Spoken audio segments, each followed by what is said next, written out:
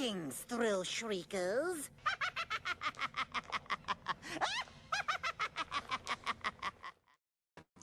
Welcome back to DGS Presents. Today, we crack open the crypt and explore an RPG game that came out in the 1990s. It will tease, tantalize, and torture you. Tales from the Crypt.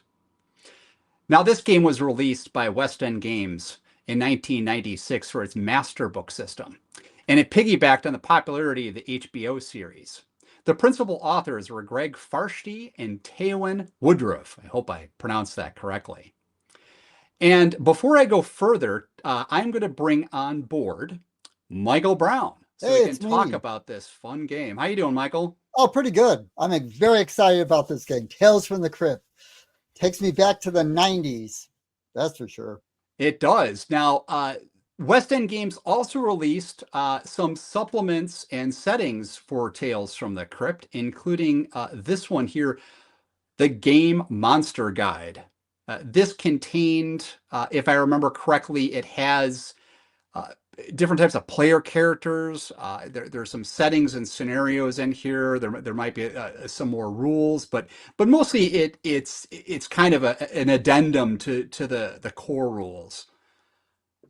Also, they came up with this Sick Little Sagas, which were just like the name implies. They're a series of adventures that you can use with Tales from the Crypt. So uh, I at the time when this came out, I don't think I ever got a chance to play it. It kind of came and went pretty quickly, but you were telling me, Michael, that it was better supported than some of their other stuff, right? Right. I mean, at the time, Western Games, they had Star Wars, they had Indiana Jones, Tales of the Crypt, and they also had Tank Girl and Species. Now, with Tank Girl and Species, they only released one book for the series. It was all tied to the master book and the deck system. Well, with Tales of the Crypt, there was 4 releases altogether. The core book and the Game Monster, Sickle of Sagas, and then there was the other one.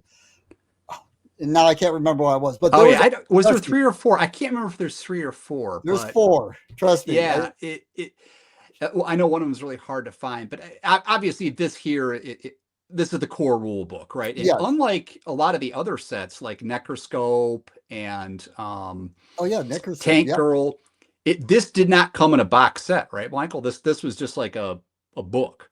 Right. These were just books, and Tank Girl was a box set, and but Species was also just a book. It never came in a box set. Oh, okay, yeah. I have the Species book. I don't think it was a box set if I remember correctly. I'd have to Right. go look at the DGS stacks and go Yeah. through my The tomes and library folios. behind me. Well, behind the go past the marsh here, and the house is over there, and that's where we keep the DGS book collection. Exactly. Now, a word to our audience, if you have not watched our master book and master deck episodes, where we do a deep dive into the rules and we show examples on how to use the cards, for instance, I'll put up links to these shows at the end of this video. I highly suggest looking at those if you're interested in this, because that will give you pretty much what you need to know to play Tales from the Crypt, and it may make give you some a better idea of how this whole thing works. Now, what is in this game? So, in the main rule book, after an intro that talks about going into the crypt and seeing who this mysterious figure of the Cryptkeeper is and how he tortures people. After it gets into that, we get into cryptic rules, which are some rules differences or additions to the master book system. There's some stuff on character creation. There are new skills, equipment, and there's a little mini adventure called the Carnival of Souls in here, and also some character templates. Now, but the key to this whole game is a fictional town called Gainsford. Oops, sorry. There we go. Gainsford. Now, this is like I said, it's a fictional town that's based on the TV series from HBO, where all these things kind of happen in here. And this game's a little bit unique in the sense that there's this mysterious figure called the Cryptkeeper who either puts you in this town or you wake up in this town, but somehow you end up here, and there's all kind of nightmarish things that go on in the town. Small town of about 5,000 people, featuring all kinds of bizarre characters, cursed individuals, and even monsters. A unique mechanic in this game is that player characters can be dropped into bodies, and these bodies are called shells. I don't know if you saw that, Michael, but that was kind of interesting. Yeah. You, I think the general idea is that you generally don't survive, right? You end up Right. getting killed by something or something horrible happens. Right. Well, But Gainsford is great, and the rent is really cheap, so it's a perfect little town if you can get it, over the murder, the monsters, and the mayhem, like yes, Chicago. yeah. Some of the adventures in the town include there's one called Amidst the Greenery, and there is a little restaurant at area 2 there on the map. It's called the Greenery, and it's run by a beautiful woman named Amy. She runs the place, and she seems to get younger, not older, and she gets more beautiful as the days go by. And every time somebody goes in, she just seems more radiant and otherworldly beautiful. But as it turns out, she has a horrible secret, because she's immortal to some degree. And what she does is she uses these supernatural charm powers to drain the life force from player characters. So let's say uh, Michael is playing this petty crook, and he's in the town, and he visits the Greenery to have some lunch, and Amy comes up to him and offers him a meal, but while she does it, she tries to use her charm power on him. So, what is your confidence level there, Michael? Uh, What does it say for confidence? 8. It's an 8. Okay, Yes. so she has 19. So let's say she rolls, she gets a 6, right, which would be a, what does that say on the list? A -5. So that would be a 14. So she still beats your confidence of 8, right? And she gets result points. And on the according to the book, basically let's read here. She drains your each one of your attributes, like your agility and your strength, your dexterity. It drains all of them by 1, Oh, Jesus. based on how many result points that she actually got. Now, hold on. Now, I've been married twice, so do I get a bonus? Because I'm used to being drained by women. Yeah. Well, I have a willpower of 10. now, oh, does it say you have a willpower of 10? Yes. My Oh, I'm confidence is 8, sorry. but my willpower is I 10. totally messed that up. I didn't think you had I thought you only had confidence 8, and you did not have the skill add of willpower 10. So Yeah. this is good for our audience, because as you see, guys, it's not going to default to the attribute, which is confidence 8. He's going to resist with his willpower of 10. She got a 14, which means it's 4 over. So she got 4 result points. So you lose 4 points on all your attributes, Oh, well, wait. which is still bad, Yeah, that's but bad.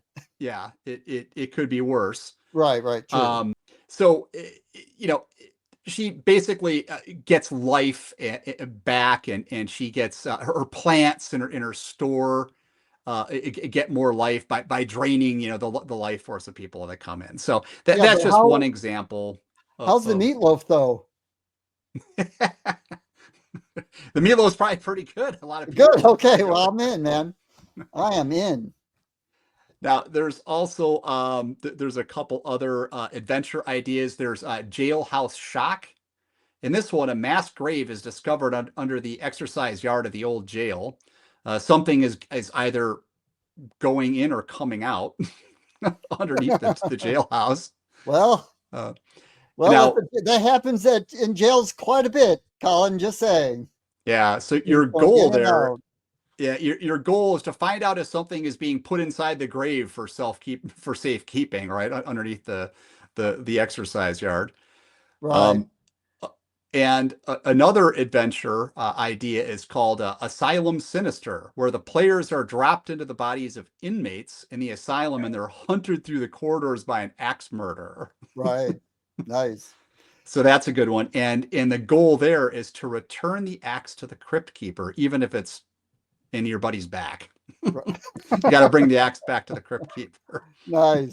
Now, in the rule book, there are also some new advantages and disadvantages, or compensations, we call them. Right. Um, the main one here at the top is the magic wielder, right? Which is a column 3 special effect where you can gain a magic skill to utilize some of these magical powers. And then the other one here as an advantage is psychic. That's also a column 3. And you gain 1 psychic skill and 1 add, and you may learn other psychic skills, which we'll talk about in a moment. A psychic, huh? Right. And then there's some compensations here, right? There's like, sense of duty, which is column 3. A character believes very strongly in something and will attempt to persuade others in the rightness of the belief. Right. Or look what it says there for enemy. The Crypt Keeper. The Crypt Keeper is set on manipulating and torturing the character, right? So you can have the Crypt Keeper as an enemy. Oh, Jesus. Well, yeah. I mean, it's pretty bad. It is pretty bad to be an enema of the Crypt Keeper. I mean, enemy. Yeah. Okay, I'm sorry. My reading skills are not what they used to be. Now, there are also new skills that are introduced in the rule book here. A good one is under the agility attribute, there's an escape artist. And the difficulty number for an escape artist is based on what you're trying to escape from. So for instance, if it's just ropes, it'll be a DN of 10. But if it's a straitjacket, it's going to be a difficulty number of 15. Oh boy. Improvised weaponry. There's another one under the endurance attribute called resist pain, where you could ignore shock and lessen wound effects. Under intellect, we have divination, which is like a special effect. And there's a specialization in divination for scrying pools, viscera, which is basically like trying to tell the future by tearing apart animals and studying their internals, Ouija boards, and tarot cards. Also under intellect, we have radio ops and computer hacking. And then, interestingly enough, we have these psychic skills. And these are skills. Remember, you have to have that advantage for psychic ability even to get the psychic skills. And one of them, which we see here, is astral projection. So you can roll against a difficulty number to do certain things with, basically leaving your body and engaging in astral projection, right? Just entering astral form is a difficulty of 10. Traveling up to a minute per point of endurance up to 1 kilometer from the body is a difficulty 5. So the farther you travel here from your body, right, the greater the difficulty number is. And there's only a certain amount of time that you can spend right outside your body. Now, one drawback to this whole thing is when you're doing this, your body is like catatonic, right? It's just like, it's just in a bed. You're just like, right? Just staring at the ceiling, and you cannot resist if someone or something attacks you while you're engaged in astral projection. Not fun. Oh, Colin, real quick. Mm-hmm. That's the 4th book. Cryptic. Oh, okay. There we go. Cryptic. Okay, that's it. There you go. See, you can't gaslight me. That's right. Well, you can, but not this time. Now, there's also psychic medium. You can have a psychic medium skill. And here's the difficulty modifier chart for that. If you're trying to basically find out information, right, by using your psychic powers, if you're trying to basically use this power at a location of a former home of a spirit or place of death, right, it's easier. Modifier is -2. If you know the spirit's name, it's -1. If the spirit was murdered, it's a +1. So that is the psychic medium power. There is also an empath. There's psychometry or psychometry, where a DN roll of 8 or more gives you information about a person or place. There's clairvoyance and telekinesis and telepathy. Also, scholar. You can be a scholar of occult lore. So you can have this as just basically like a general skill, and you also have specializations in black magic, the Cryptkeeper, Satanism, voodoo. Ooh, Who knows, right? So you can have right up my alley. specializations. A few other things here. Under confidence, your confidence attribute, right? If we go back and we bring up our little petty crook here. Pretty cook. Yeah, we'll see his confidence attribute there. And under there, you can have, for instance, bribery and curse, all the way up to a difficulty number of 18 to affect the target permanently. Now, you do need the magical advantage to do curses. Sure. And there are modifiers based on whether or not you possess a strand of hair or a personal object that the person owns, right? It's almost like kind of like a voodoo doll kind of thing, right? Right, right. Then we have charisma. The charisma skill. We have etiquette, which is useful, right? If you're, for instance, at a party of very wealthy people and you're trying to put on airs and exercise the correct etiquette. Summoning, magical summoning. You might have to summon a demon, and you actually would use your charisma skill for that in conjunction with any magical items and things that you have.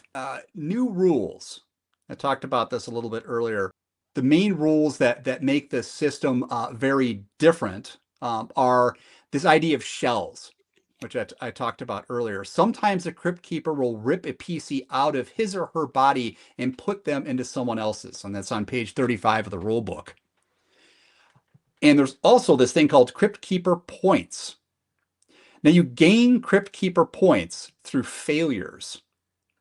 So, for instance, during the course of the adventure, if you really mess up and someone dies or you miss clues or something catastrophic happens, you can accrue these Cryptkeeper points. Now, after death, because remember, it's assumed you're going to probably die, you roll a d10, and if your roll exceeds the Cryptkeeper points, you can come back, and if they don't, that character's gone, I guess. Equipment and artifacts. Now, there are a few things here. It's artifacts and interesting equipment. There's like an alarm bracelet that you can wear. There's a mystic lens. One interesting thing is called the Spirit of Torque. The Spirit of Torque item allows you to be... What's that? From the monkeys? Peter Torque? No, not Peter Torque. The Spirit of Torque. Even better. Yeah, and with the Spirit of Torque, you can only be seen by the human eye, not mirrors or cameras. Oh. And another fun artifact is, which we just saw a little while ago in the Asylum, is the Maniac's Axe. If you get the Maniac's Axe, this thing does strength plus 10 damage. It's a magical axe. Yeah, no kidding. Holy moly. Yeah. Now, what I thought would be kind of fun to do is illustrate just very quickly with a little mini a DGS quickie or mini adventure to kind of see how this system, this game works, right? Not just the system, but the actual game itself. So what I'll do here is I will read the essentially the background for this.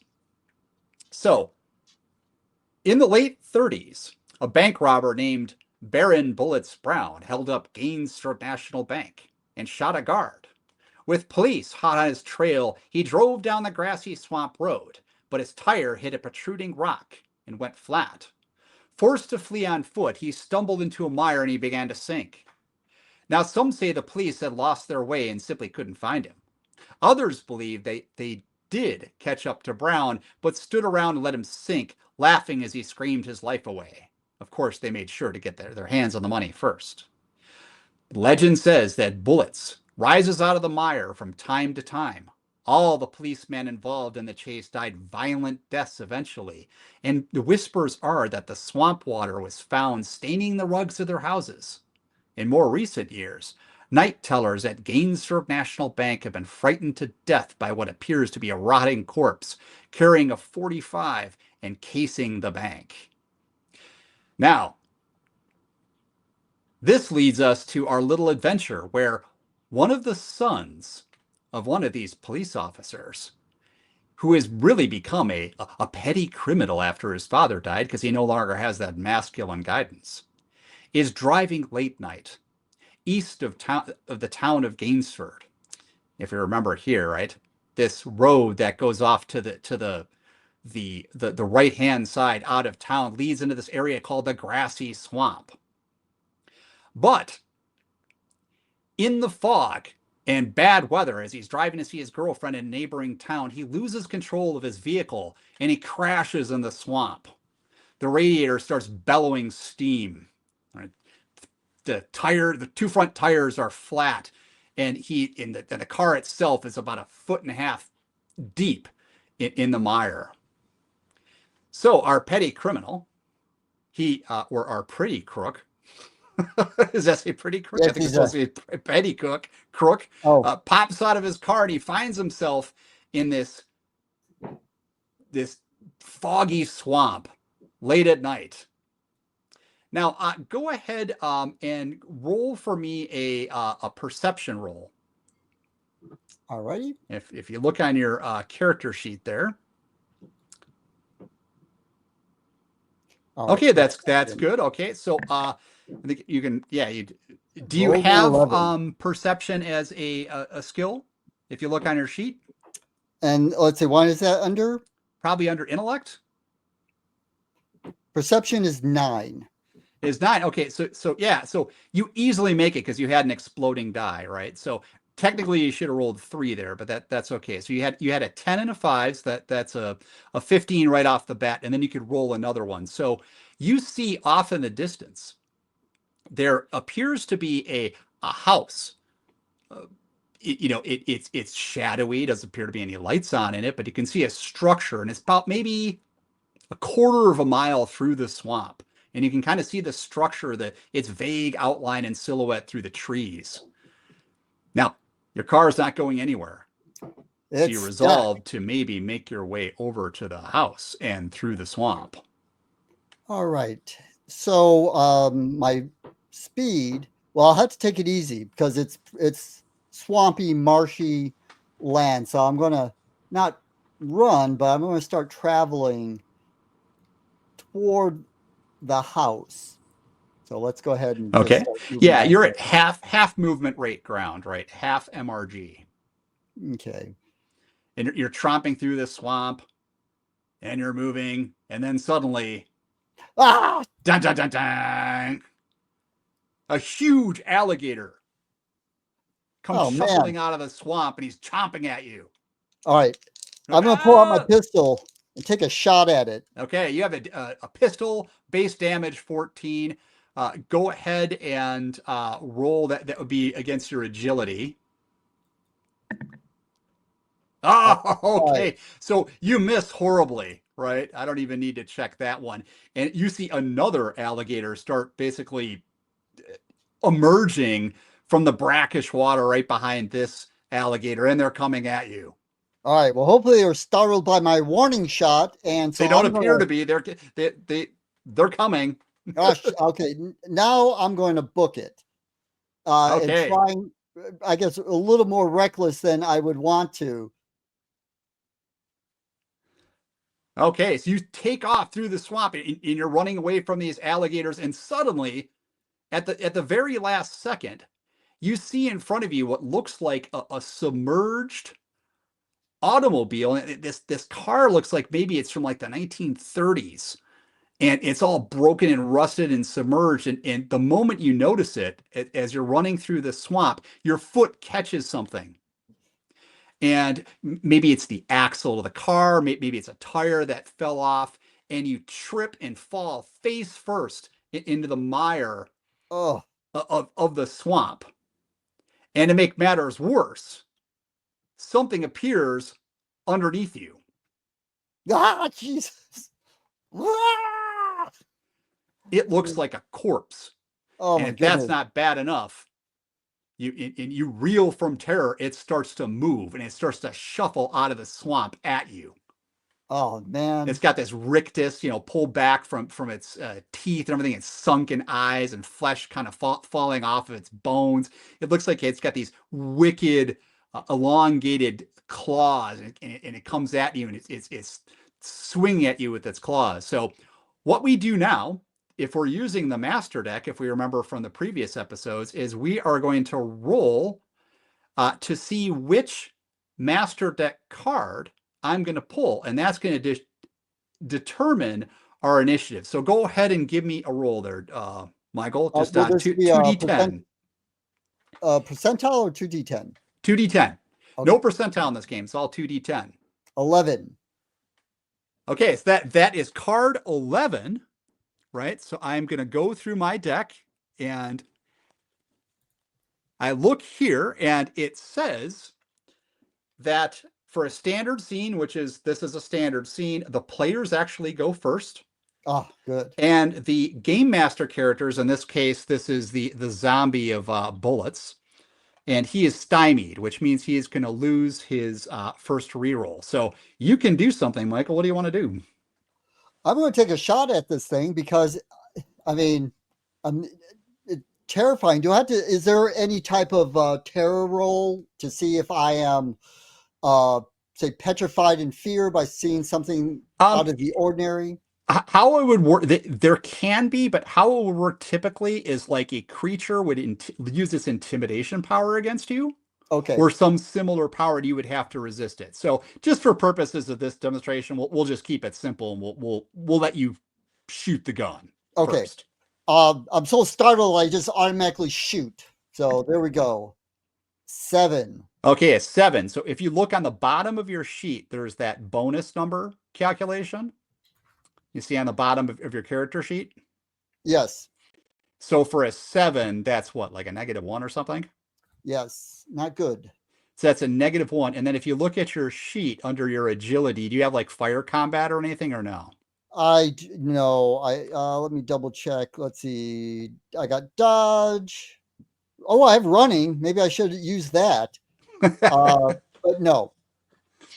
Okay, so it's just going to That be would your come in base handy. agility score, which is what? You have like agility of what, 9? 10. It's 10. Yes. Okay, so in this case, you're going to roll a 9, and that's not enough because the creature has a 10 dodge. It does not have a lot of dodge, but it's got enough to um, basically just shuffle out of the way of your bullet, and you're so panicked, you're just kind of firing Sure. indiscriminately. So the That makes creature sense. now is going to try and hit you, and he's going to swing. And here, I'll just roll here. Okay, so do you have dodge on your sheet, or is it Uh, just your agility? yeah, let me double check. Unarmed stealth, blah, blah, blah. Probably Oh, under dodge of agility. 12. I have a dodge of 12. You have a dodge at 12, so it just hits you. Ah, However, it does not do any result points. What is your toughness? my toughness is 10. I'm sorry, you take 1 shock damage, Michael. I was wrong on Oh, that. You 1. take 1. Okay, so I have Yeah. and that would go under my life points, right? So now I have only 4 life. No, actually, it's under. There should be a shock on your sheet there. It's just a total shock on the right hand side. Uh, oh, shock. Yeah, shock taken. So Yeah. Yep. Just put -1 there. okay, -1. Got it. Okay. So you start to run towards the house. Yes. Okay. So let's do this. Well, that round you shot at him. So we got to figure out initiative first.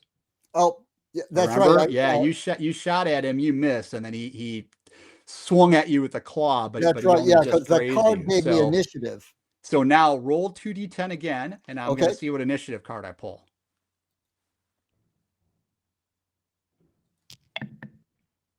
13. Okay.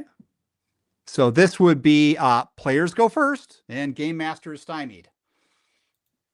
All right. On card 13. Okay. Well, I'm going, since I have initiative, I'm going to go ahead and run. Okay. Well, I need to roll for that to see if I can. Okay. Nope. You can actually run away from this guy. Okay, yeah, He I he, am. he is very, very slow moving. All right, I am out of here. I'm going to get lost in the fog. Okay. All right. So now that's just a very simple example of how you would start an adventure. Now, what would happen too is Michael would actually get to the house. Actually, I can probably pull you over to the house. Sure. Let me do that just because we got time. So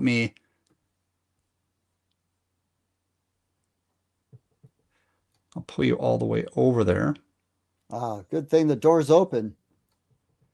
And then, yeah, so you see there's a house that you can go into. So go ahead, you can move Yeah. yourself in there if you Looks want. like the door is open, so I'm going to come in, It is. and I see a 1 on the Yeah, that's floor. area 1, right? And you could start to explore this house. Now, there is again, we won't do this adventure, but there's this crazy couple which basically lives out in the grassy swamp where this is this kind of farmer guy and he's got a wife who's like completely feral. She like lives in the swamp and she goes out and like kills animals and stuff with her bare hands and like disembowels them and stuff and brings her carcasses and stuff back to the house. And basically it just says in the rule book that like you don't want to mess with these people. Like you really never want to encounter them because something horrible is going to happen. So Oh my God! this Someone would spray be their painted. house, right? Yeah, someone spray painted an S on the floor. Yeah. Well, I'm going to explore a little bit more. Yeah, that would be like just some Look, sort of storage area or yeah, something. looks like just a walk-in closet. Yeah, and there's like 2 floors to this and everything, but All right. All right. I'm going to just hang out by the number 1. yep. Okay, and Oh, here, let me do, there we go, I'm back. So again, this is you know, Tales from the Crypt. It's fun. It's got a lot of cool things in there. In one of the books, I think it is this one, or maybe it's this one. It's this one, Cyclical Sagas. There are like player characters for like um camp counselor. There's like a camp counselor archetype. nice. Um, final girl, yeah, this kind of thing. Scream Queen. There's one for the Scream Queen, which I thought was really funny. So, uh, the game is it's not really high on monsters. There's not like tons of monsters. It's a lot of human-based horror. So it's kind of slasher film stuff, Sure. or mad doctors and crazy farmers and this kind of thing. But monsters can enter into the picture as well. I mean, there could be werewolves and zombies and this kind of like the one you just faced, right? Right. Um, that zombie, for instance, he's immune to things like KO conditions, and he doesn't take shock, and he takes like minimal damage from what he's got. Really, he's real tough. He doesn't take a lot of damage from weapons, so he's really difficult to beat. So it's probably a best thing that you ran away from him because he probably would have killed you there. But yeah, this is Tales from the Crypt, and And just to let everyone know, there are 4 books oh yeah. altogether. Now, with I don't know how many they released of the of what the print run was, but I do know that they could be a bit pricey to get, but they're worth getting for sure. And if you're going to invest into this game, uh, definitely watch the Tales of the Crypt TV HBO TV series. It was on for 7 seasons, so it had a Yeah, really really good run and lots of named actors on there. I mean, it was high production value on the show. You're right. saying, Brad Pitt is on the show, Tim Curry, Hank Azaria is on the show, and so it's kind of fun watching all these younger stars and established stars on the show. I think It's really Malcolm good. McDowell's on the show. Yeah, exactly. But I think So he was the reluctant vampire. I sounds I good. think it was, yeah, I think it was Malcolm McDowell. I'll have to look. It's been so long All right. And since I've seen it, but I do want to do a shout out. I'm just going to add this to hmm, Owlbear for providing uh, the tools to be able to make the maps and have the icons. It's really great for playing online, and yeah, we're doing going these to demonstrations, right? yeah, and we're definitely going to start incorporating this into our online games. DGS will go online. I'm going to run my Sesame Street and Kiss games and all that stuff on there. And when we do that, we'll let everyone know and you can join the game and have a lot of fun. So I Right. just want to give them a shout out because it's a really, really good program. Simple Cool. to use, easy to learn. Yeah. And yeah, well, and we're of course going to be doing more master book uh, reviews of their different settings and stuff. So those will be forthcoming. And we may not do all of them in a row. We might do No, some things in between because there's a few other things I want to look at too. yeah, But we will cover the other ones, including the world of Aiden, which is really obscure. right. That's the fantasy world, but it's cool. Why not talk about it? So again, hope you guys enjoyed this. If you did, please like and subscribe. We're just doing this for fun. And we will see you in the next episode of DGS Presents.